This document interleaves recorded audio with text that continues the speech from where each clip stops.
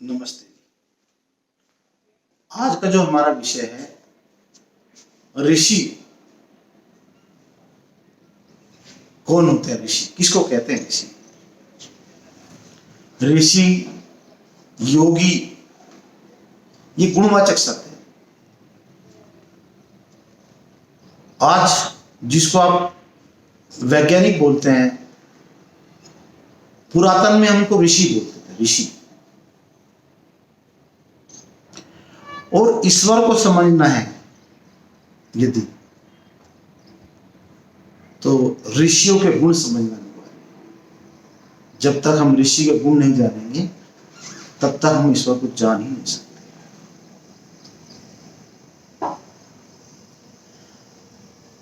जैसे जो आज आधुनिक विज्ञान पहले मॉलिक्यूल को क्वांटा बोलता था, फिर एटम को बोलने लगा, अब इलेक्ट्रॉन प्रोटॉन के बाद प्रोटॉन को क्वांटा बोलता है, क्वार्क्स को क्वांटा बोलता है। पर वास्तव में क्वांटा नहीं है, अभी 7 चरण दूर है। और उनको केवल ऋषि देख सकता है समाधि अवस्था। समाधि अवस्था में, क्योंकि जो फोटोन है, फोटोन से हम हर एलिमेंट को देखते हैं। अब फोटोन को किससे देखेंगे? तो जो फोटोन से सूक्ष्म है उससे हम फोटोन को देख सकते हैं। अब फोटोन से सूक्ष्म किससे? वो वायु, वैक्यूम एनर्जी। अब उससे तो कोई जब अग्नि बनता है, जब तीसरा तत्व बनता है पंचतत्व में अग्नि, तब तो चक्षु का निर्माण होता है। वायु तक तो बोल दिया अपरिमितम अनिरुक्तम, याज्ञवल्क्य ऋषि ने बोल दिया उसको।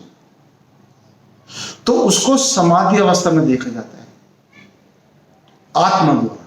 और आत्मा क्या है? प्रकृति भी सूक्ष्म है, उससे सूक्ष्म केवल परमात्मा है। अब देखो, मतलब जो वर्तमान के जो वैज्ञानिक हैं, पुरातन में इनको ऋषि, हमारे इनको ऋषि, पुरातन में माने जो ऋषि है वो पुरातन वैज्ञानिक है। अब दोनों में क्या अंतर है? देखो, जो आधुनिक विज्ञान का वैज्ञानिक है वो तो कोई भी बन सकता है, साधारण व्यक्ति भी बन सकता है, जो मांस खाने वाला वो भी बन सकता है, जो झूठ बोलता है वो भी बन सकता है, जो अनाचारी है वो भी बन सकता है। पर ऋषि बनने के लिए ये नहीं। ऋषि बनने के लिए तो अष्टांग योग का पालन करना अनिवार्य है। अब अष्टांग योग समझना पड़ेगा। सबसे पहले क्या है? अष्टांग योग में 8 चरण है। यम, नियम, आसन, प्राणायाम, प्रत्याहार, धारणा, ध्यान और समाधि। 8 चरण है। अब हम यम पर थोड़ा सा डाल लें। यम के 5 डिवीजन है। और जो पहला जो है अहिंसा। अहिंसा का पालन करना अनिवार्य है। देखो जी, अहिंसा की परिभाषा अच्छी तरह से समझ लेना चाहिए। बिना कारण हिंसा नहीं करना। यदि कोई मेरे गाल पे थप्पड़ मारता है बिना वजह, तो मुझे 2 मारने, वो अहिंसा कहलाती है। एक गाल पे थप्पड़ मारा और दूसरा कर दिया, ये तो मूर्खता है, ये कोई अहिंसा नहीं है। ठीक है जी। तो अहिंसा का सबसे पहले पालन करना। और अहिंसा वालों के लिए, जो अहिंसा का पालन करता है, उसका नियम क्या है? उसके जो वैदिक जो दिनचर्या है, हवा, पानी, भूमि का प्रदूषण नहीं होना चाहिए। अब जो हम रासायनिक का भोजन कर रहे हैं, रासायनिक खाद के लिए, वहां तो हत्या हो रही है किसान के। जो यूरिया डीप डाल रहा है, वहां तो किसान हत्या कर रहे हैं जीवों की। यदि वो भोजन करेगा तो वो ऋषि नहीं बन सकता। उसके तो अहिंसा। ठीक है जी। और जो प्रदूषण होता है रोजाना, मलमूत्र, सांसों के द्वारा, उसको दैनिक यज्ञ से वो उस वातावरण को शुद्ध करता है। अहिंसा के चरण बता रहा हूं। दूसरा सत्य। सत्य को धारण करने से पहले सत्य को जानना अनिवार्य है। सत्य हमें पता नहीं, धारण क्या करेंगे। और वेद सब सत्य विद्याओं की पुस्तक है, परंतु क्या है, वो संस्कृत की कठिन भाषा में लिखा हुआ है। वेद मंत्र क्या है, वो पदार्थ हैं। समाधि में उन पदार्थों को ऋषि और योगी समाधि अवस्था में देखते हैं, और जैसा जैसे वो समझते हैं तो उनके अनुसार आविष्कार करते हैं, उसका आचरण करते हैं। सत्य जिसका आधार हो, जो पहला होगा क्या, अहिंसा, फिर सत्य, फिर होता है ब्रह्मचर्य। शादी से पहले मतलब 25 वर्ष से पहले तो शादी में तो ब्रह्मचर्य रखना ही है। 25 वर्ष के बाद जब शादी करेंगे, तब जब बच्चे पैदा जिस दिन करना है, उस दिन ब्रह्मचर्य का वो भंग होता है। और उसको पता, ऋतु काल को पता रहता है कि आज मैं पत्नी के साथ में मतलब मुझे बच्चे पैदा करने हैं। उस ऋतु का भी पूरा ज्ञान होता है उसको, क्योंकि वो दृष्टा होता है, मंत्र ऋषि होता है, पूरे ऋतु काल को जानता है। तो जितने बच्चे चाहिए उतनी बारी वो संभव करता है। ब्रह्मचर्य अनिवार्य शर्त है उसके लिए। और आज तो जो कोर्ट ने एक कौन सा नियम लागू करा, नर पर नर 300 पता नहीं, 300 सब लाइन थी, मतलब स्त्री से तो पेट भरा ही नहीं है, आती नहीं चाहिए। तो भैया ये कोई ऋषियों का काम नहीं है। ऋषियों को तो ब्रह्मचर्य भी संभोग उस दिन करना है जिस दिन बच्चे चाहिए। फिर आता है अपरिग्रह, मतलब जरूरत से ज्यादा का संग्रह नहीं करना, जितनी जरूरत है उतना। फिर पांचवा आता है अस्तेय, चोरी नहीं करना, चोरी का भाव मन से निकाल देना। तो 5 तो आधार है, अनिवार्य रूप है। फिर अगला है नियम, कुछ उसमें है सोच, अपने मन की सफाई। मन की सफाई मैंने बोला सत्य को धारण करने से मन के साफ होता है। संतोष, हमने अपनी कर्म कर लिए, परमात्मा फल देगा जो भी इच्छा है। तप का मतलब ये नहीं कि जो आज मैं ना व्रत कर तप कर रहा, मैं एक टांग पे खड़ा हूं, मैं है ना, एक टांग साधु का कि हाथ ऊपर ही खड़ा रखूं मैं, भैया ये तप नहीं है। तप क्या है कि जो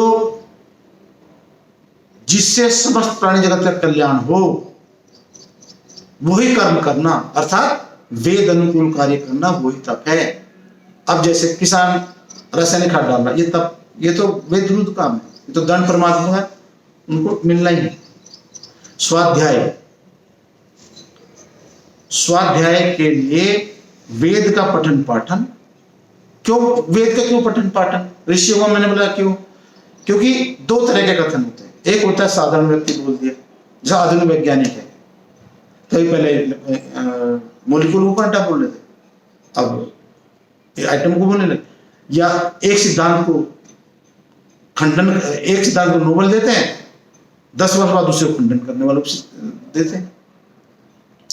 अब जैसे इन्होंने रासायनिक यूरिया खाद बनाया था, आप कहते हैं यूरिया मत डालो। चीनी बनाई थी, आप कहते हैं चीनी मत खाओ, ठीक है ना। तो पहले प्लास्टिक आविष्कार किया, अब कहते प्लास्टिक उपयोग मत करो। मुझे पता ही नहीं है, तुक्के मारते। ये होता ये मानव भी नहीं है, तुम नचारी है। तो ये एक तो साधारण इनकी बात नहीं माननी, ऋषियों की बात, जो सत्य को पहले जानते हैं वो तभी बोले, उतना ही बोले। तो स्वाध्याय करना उन ग्रंथों का जो ऋषियों के ग्रंथ है। फिर आता है ईश्वर प्रणिधान। ईश्वर को जानना अनिवार्य शर्त है ऋषि के लिए, योगी के लिए। और पूरे ब्रह्मांड को जानेगा जब ऋषि ने, जो ऐत्रेय ब्राह्मण ग्रंथ है उसमें सूर्य कैसे बनता है, शरीर कैसे बनता है, पृथ्वी ग्रह उपग्रह, खैर उसमें तो ऐत्रेय ब्राह्मण में तो केवल सृष्टि निर्माण का, शरीर निर्माण करनी है, वो दूसरे ब्राह्मण ग्रंथ तो मिलेगा। पर उसमें पूरा चरण पता रहता है ऋषियों को कि सत्य क्या है। तो उनका स्वाध्याय करना, और जब उनसे सिद्धि प्राप्त होती, हाँ ईश्वर ये है, इसके गुण ऐसे हैं, तब ईश्वर प्रणिधान, तब हमको ईश्वर में विश्वास होता है। ये नहीं मानने को तो कोई कह रहा है मानो तो मानो, नहीं मानो तो पत्थर। अरे भाई ये मर्जी का सौदा नहीं है, ईश्वर है तो है, नहीं तो नहीं, मर्जी का सौदा। अब वो बोलते कि मान लो तो हम तो कण कण में है, तो भाई कण कण में तो मलमूत्र भी आता है, तो क्या उसको पूज ले? कण कण में मलमूत्र है कि नहीं है, तो क्या उसको पूज ले?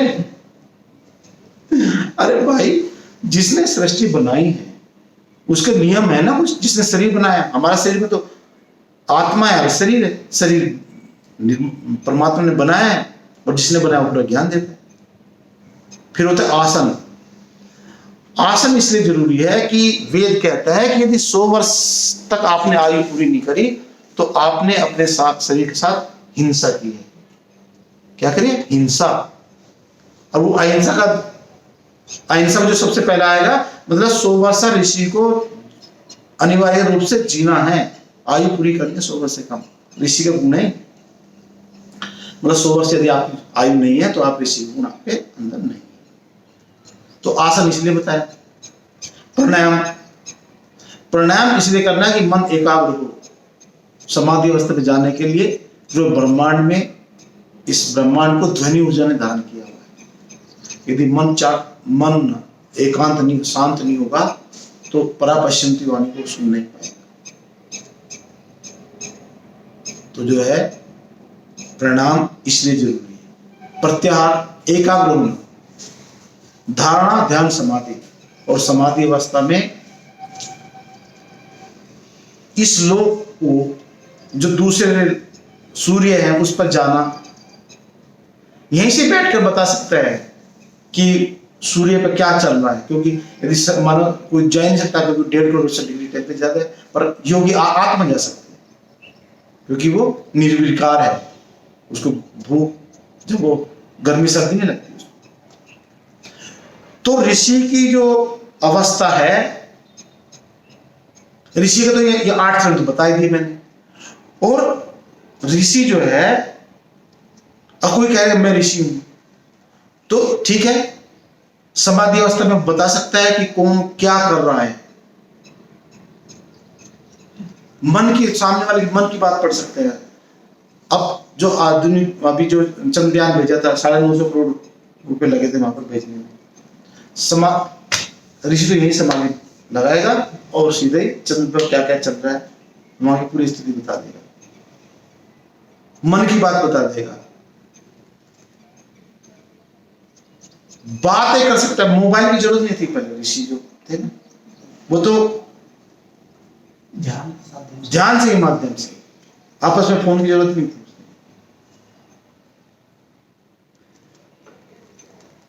और आज क्या कर दिया इन्होंने, पौराणिक जगत ने ऋषियों पे ऐसे आरोप लगा दिए, योगियों पे ऐसे आरोप लगा दिए, क्या क्या लगा दिए। जैसे श्री कृष्ण को बता रहे 16,000 गाने। अरे दुष्टो, योगी को तो एक पत्नी होना जरूरी है योगी के लिए, उसको 16,000 गाने बता दिए। गोपियों के संग खेलना, अरे अनाचारी ही, ऐसे आरोप लगा दिए। कोई नाम लेना, जब ये 377 धारा, तो कृष्ण महाराजा श्री कृष्ण का ही नाम लेकर के कोर्ट में किया कि उनको भी 16,000 गाने थे। ऐसे ऐसे अनाचारी इन्होंने जो है ना, जो लिव इन रिलेशनशिप एक्ट आया ना, उसमें महाराजा श्री कृष्ण का है, वो योगी थे, योगी मतलब वैज्ञानिक, पुरातन वैज्ञानिक, उन पर हमने मिथ्या आरोप लगा दिए। अब ऋषि को नहीं पता चलता, मैं ऋषि ब्रह्मा पर लगा दिया, दूसरे अपनी लड़कियों को नचार की दृष्टि से देखा। मर्यादा पुरुषोत्तम श्री राम पर आरोप लगा दिया कि उन्होंने शूद्र की हत्या की है। तो ये तो दुष्टों ने उन पर आरोप, मिथ्या आरोप लगाए हैं। जिसने भी लगाया, मुझे नहीं पता किसने लगाया, पर हमारे 18 पुराण में से गप बहुत भरे पड़े। और मैं तो उनको सबको मिलावट मानता हूं कि हमारे ऋषियों को, हमारे योगी को वो बदनाम करने के लिए उन पर आरोप लगाए। और समाधि अवस्था का मैंने बता दिया कि जो आज जो क्वार्क को जो आज आधुनिक विज्ञान देख रहे हैं, या प्रोटॉन को जो देख रहे हैं, जो उससे सूक्ष्म पदार्थ है, जो ध्यान अवस्था में उनको देख सकता है, जब वायु है, आकाश तत्व है, दिशा वायु है, महत है, मन है, काल है, प्रकृति है, हमारे पास प्रमाण है। वेद विज्ञान आलोक में ऋषियों के प्रमाण है, 2800 पेज हैं, ऋषियों के प्रमाण बताए हैं कि प्रोटॉन कैसे बनता है, कौन कौन सी दिशाएं होती हैं, इलेक्ट्रॉन कैसे बनता है, कैसे उनका संगतीकरण होता है, ये सारे प्रमाण हमारे ऋषियों को दिए हुए हैं। वो होते हैं ऋषि जो मंत्र दृष्टा उस सूक्ष्म पदार्थ को समाधि अवस्था में देखते हैं, और उनके लिए अनिवार्य शर्त है अष्टांग योग का पालन करना। अष्टांग योग का जो पालन नहीं करेगा वो ऋषि हो ही नहीं सकता। धन्यवाद।